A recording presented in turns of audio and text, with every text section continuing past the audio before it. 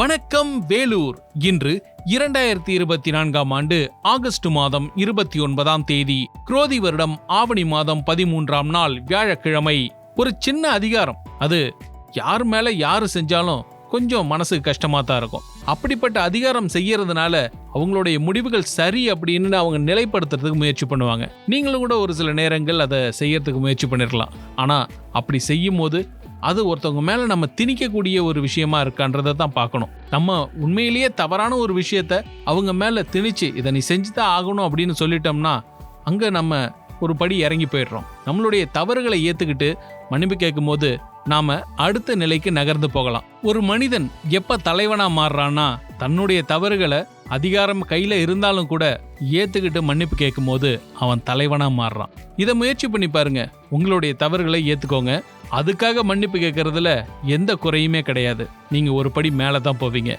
இதை இன்னையிலிருந்து முயற்சி பண்ணி பாருங்க. VIT பண்பலை 90.8 வாழ்த்துக்கள். இந்த நாளை தொடங்கலாமா?